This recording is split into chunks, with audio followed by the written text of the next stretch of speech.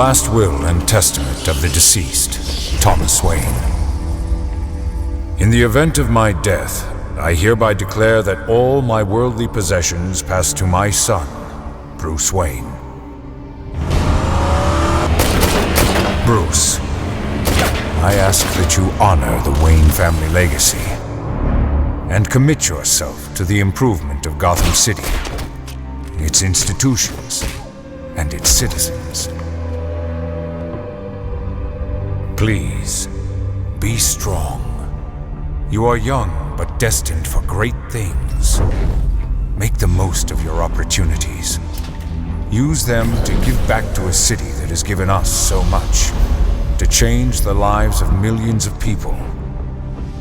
Do not be frivolous with this wealth.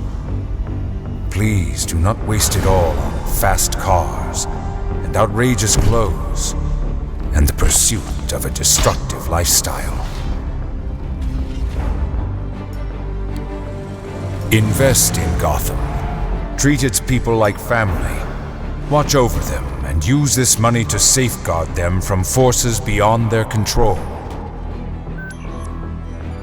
My deepest regret is I will not see you grow into the good man I know you will become.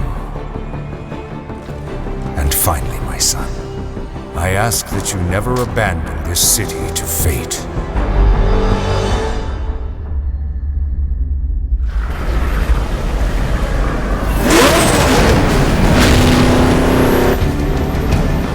We have lived through dark days, and no doubt there are more to come. But it is the good and great men who stand up for Gotham when others turn and run. In death, I will love you forever. Your father, Thomas.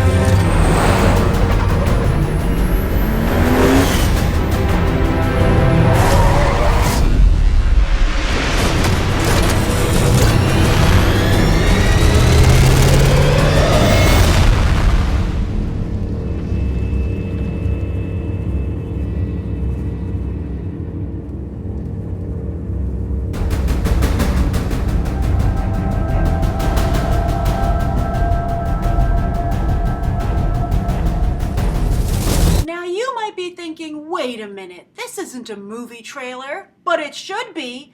This is better than anything that I think we've seen come out of the DC Cinematic Universe, certainly since the post-Dark Knight.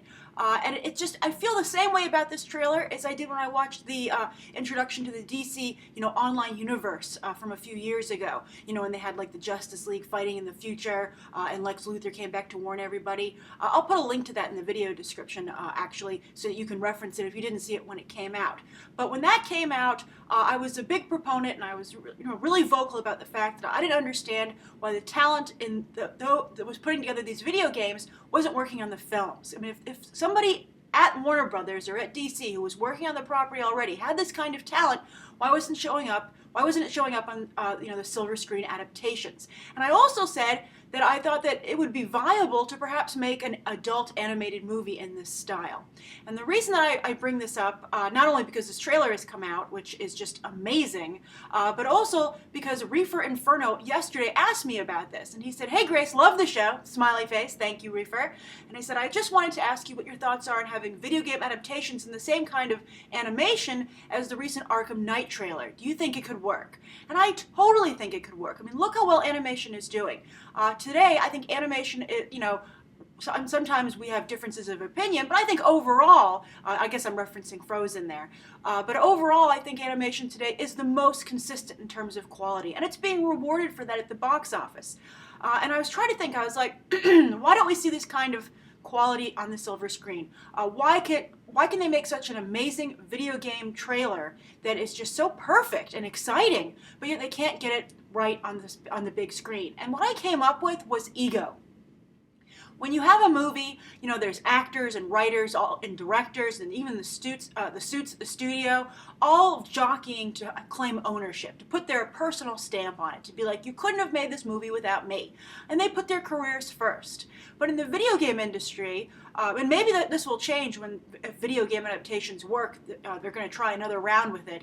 Need for Speed's coming out this month, and they have a lot of video game adaptations planned for 2015 and beyond. Maybe that will change things. But right now, at least to someone who's not a gamer, I'm not a gamer, there aren't superstars in the video game industry. Everybody works together as a team, kind of like animation. I mean, occasionally you know about an animator or an executive at an animation house, but overall, everybody just seamlessly blends behind the scenes to create a final project. And I'll put a link at the end to the Blue Sky Studios tour that I did recently, because with Epic coming out on Blu-ray, and you can really see how nobody can really claim ownership because of the way computer animation is done, the way they pass around the same character to different departments. So no one can be like, hey, you see that? I did that, because it's not true. 3 or 4 people did like everything. So I think that removal of ego, where instead you just have everybody working towards the singular goal of a great product, is what benefits animation and is what's benefiting video games, and I guess the animated movies that are in video games. Like, for instance, because to your question, Reefer Inferno, I really, I don't have time to game because I'm too busy, with movies, comics, and TV, but I would totally watch this game. And in past Batman Arkham games, I have gone online and just watched all the interstitials, the narratives that people post without having to play. So right there, I am doing what you're asking, and I think other people would do it. Now let's talk about the specific trailer. I thought this was just so high quality, and we're not just talking quality of animation in terms of, oh wow, this looks very real. And it did, though. I mean, I was just talking about the Uncanny Valley yesterday in Morning Movie News about these commercials where they animate dead actors like Audrey Hepburn and Grace Kelly and Marilyn Monroe, and how I felt it was kind of creepy. But here, I don't know to what degree this is fully animated and when it's like an actor. Like that Harley Quinn, when she put that hat on her head, great Harley Quinn moment, by the way. The first time I've liked Harley Quinn in this new getup, where she's not the way Paul Dini introduced her. I thought when she put that hat on, the look on her face looked real. It looked real. So real to the point where I'm like, did you just quick splice to like a motion capture actress who did that? It was very well done. So not only did I think this looked real, but I thought the story aspects were excellent. I thought in the cinematography, everything, it was the quality of a very, not just a movie, but a very top-notch, very good film.